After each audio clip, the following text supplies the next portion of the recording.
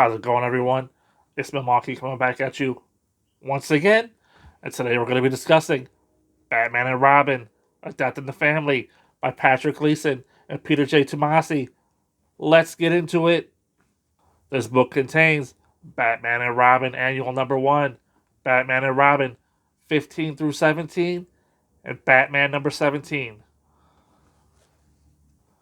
Book starts off Batman and Robin Annual 1. Bruce Wayne gets sent on a wild goose chase by Damian Wayne all over the globe looking for the whereabouts of Damian Wayne.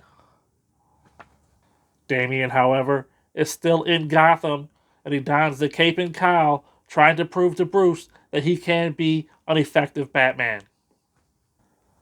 This is where we get to the death of the tie-in. Death of the tie-in. This is where we come to the death of the family portion of the book.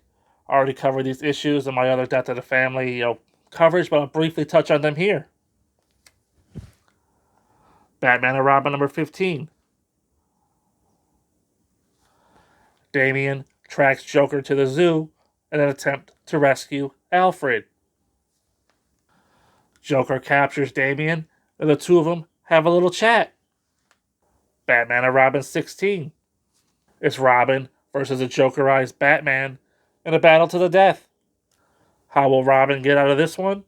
Spoilers, he won't. To be continued in Batman number 17, which is collected in this volume. So there you go. You have the conclusion of that story all right here. Then we get to Batman and Robin 17.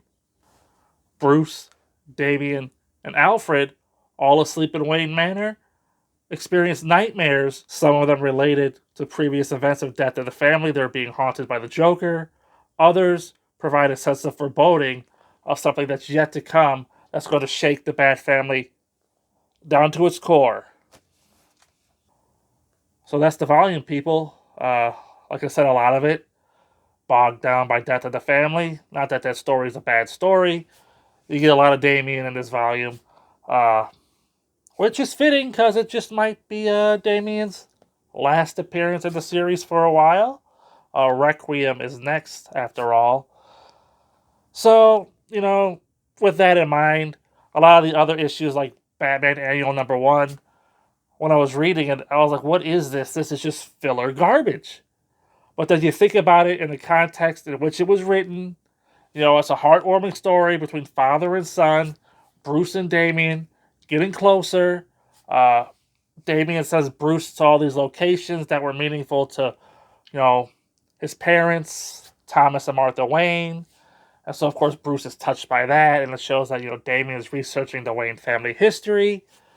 Even though I could have done, without the whole Damian down on the cow. Of course, he dresses up like, Grant Morrison's Damian Batman from Batman 666 or whatever. Was that the issue he was in? I don't even remember. But, that featured Damian Batman with the trench coat cape. It looks cool, but the little kid version, whatever. But again, it was one of those stories that bring Bruce and Damian closer, and it makes the upcoming events, all that much more tragic, right? Similar deal with Batman 17. It's the fallout from death of the family. Everybody's, they're back together. They're under one roof in Wayne Manor, but they're being haunted by the Joker. There's a cool moment in this book where Alfred kills the Joker.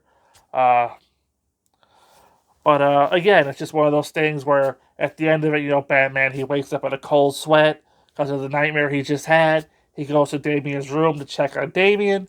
It's a real touching scene. And like I said, it's all in the lead up to what's going to happen next, which I won't spoil for you here. But I'm sure you know, if you know. But then again, nothing lasts forever, right?